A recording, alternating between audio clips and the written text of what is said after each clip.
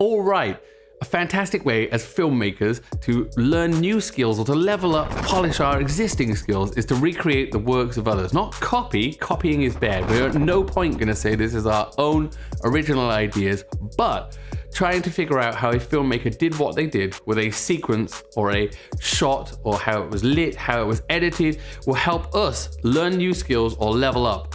Fantastic. Today, I want to try and do that exact thing with Dan Mace's intro to his Bru series from a couple of years back. Dan is a phenomenal filmmaker and he has a lot of creative intros and animations and all sorts of things that he does within his videos. The Bru series intro being a perfect example of this.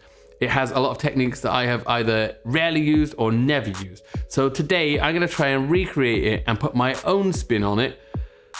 I have no idea how it's gonna go. It should be fun figuring out how Dan did what he did with the intros and the animations and all that stop motion, all that good stuff. So yeah, let's just give it a whirl. If this is something you're interested in, come along for the ride, Bru.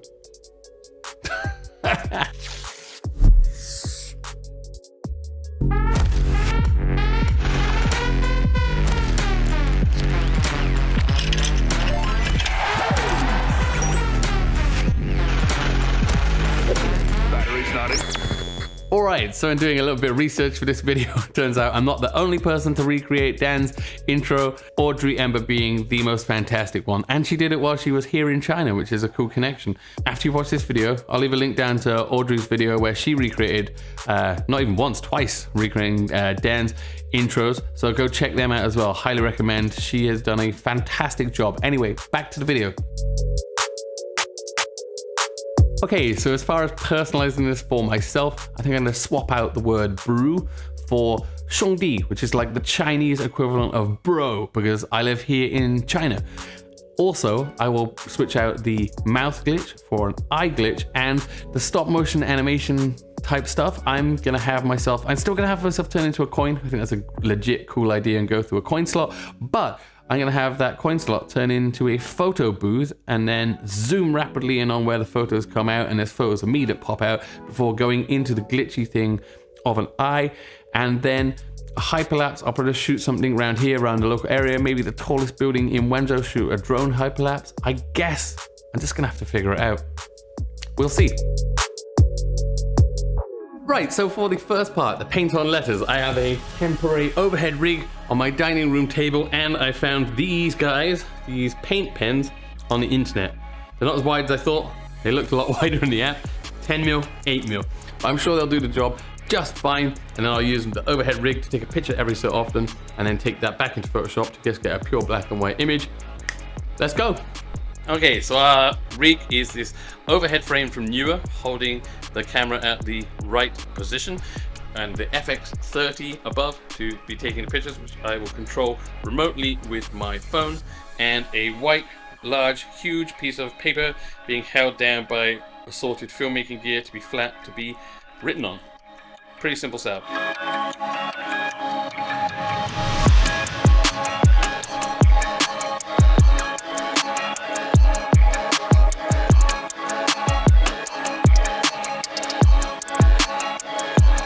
So I just shot all the rest of the stop motion stuff. I basically had the same overhead rig with the FX30 on it, looking down, and then just tore up a bunch of newspaper I found, moved it, laid it all out, took a picture, moved it around, and then I've gone backwards and forwards on the screen. Looks perfect. Looks like it came out just fantastic. I also shot the me like scrumpling up into like a small, turn into a coin.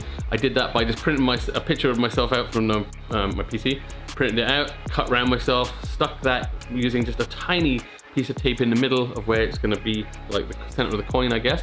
Essentially, I stuck myself to some green card so that I'll be able to key myself out much easier than having to do it on a table surface here with like a wooden pattern in the background and have to, like cut every frame out. I can just put it all together as one thing and then key out the green. Perfect. Now I think I've just got the last part of the practical stuff to do, which is to shoot a hyperlapse. And once I've shot a hyperlapse, it should just be all editing and sourcing editing bits. So let's go out. I don't know where I'm going to do it. I have a rough idea, but I'm just going to grab a camera, go out, and shoot a quick hyperlapse. FYI, I've never shot a hyperlapse before in my life, so first time for everything. Let's go. One eternity later.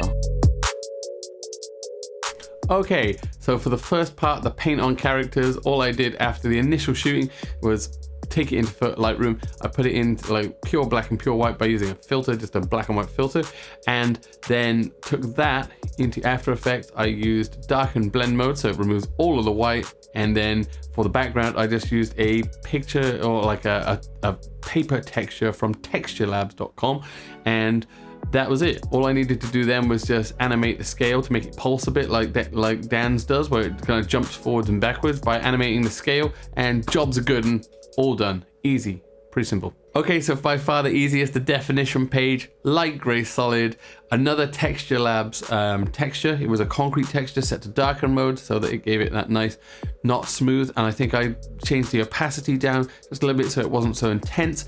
I then used a nice bold font in white and set it out, typed it out kind of like how Dan does, obviously, but with a different word. And I put this above the texture so that the texture was applied to the background and not to this. Then I used a 8mm film projector overlay that gave it a bit of film damage and kind of like a little bit of a vignette on there. So that was kind of nice. And then to go between the first scene and the second scene, I used an offset transition, which is just basically it rolls either up or down. You can offset a point. Now for the stop motion, I did it in a similar way to how I did the paint on letters, but I didn't need to make it pure black and white because I wanted to keep it all solid and not to have to just overlay the black part on anything. So I took it into Lightroom, I edited one, pasted this to all of them because they were all shot in the same lighting conditions, and then in Photoshop for the ball unfurling, I had to remove all the edges. So I just used the quick selection tool and selected anything that wasn't the newspaper because I did it straight on a table surface, so it was brown, easy for it to see, and just deleted all those parts. There's only a few frames, there's not many frames of it opening up. And then obviously it's all played backwards. So like obviously I started with the papers jingling around, and then after I did that like 10, 12 times, I screwed it up bit by bit, taking pictures, and then when you actually see it, it rolls in from the side and unfurls itself. That's in reverse. After the match cut to the coin, I then just used some PNG images I found on the internet for the coin slot and the photo booth, and then just keyframing, positioning and scaling animations just to get the flow of the animation that I wanted. I made a fake film strip or photo strip with photos that I had on my computer and had that pop up from the inside and just kind of like pop up and kind of rotate out. All it does is come from being below coming up, and then I just put a second copy of the photo booth on top and masked around it so that when the photo strip is below, you can't see it and it looks like it's popping up out of the hole. So to transition from the photo strip to the eye glitch, I used a super glitchy kind of plugin called Pixel Sorter. It lets you like literally melt and distort and glitch pixels. So I glitched across into the eye glitch. Then the eye glitch is just an eye close-up stock footage with about 4 or 5 different glitch overlays on top of that to make it look kind of similar kind of vibe to what Dan did. And then from that, it just, the eye slides out sideways and we are into the final part of it. After the eye glitch, the eye kind of goes semi-transparent in parts, kind of like a luma fade, and then I used this as an opportunity to introduce the hyperlapse that I shot with a drone underneath.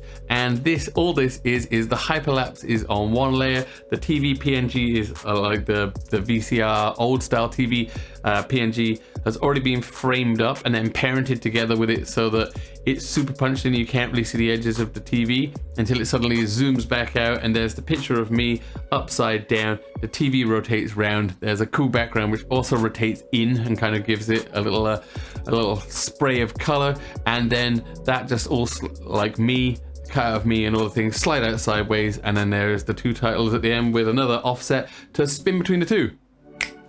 Job done. And one thing I forgot to mention about the music is that the music, normally I would go approach this by getting music and laying down clips on top of the music and get the music first. But for this, I got so into everything else, I completely forgot, and the music was a complete scramble. So I spent a long time trying to get the music that fitted the vibe I was looking for instead of getting the music first. Don't do that, don't be like me. In the end, I was quite happy with the result I got. Here it is, check it out.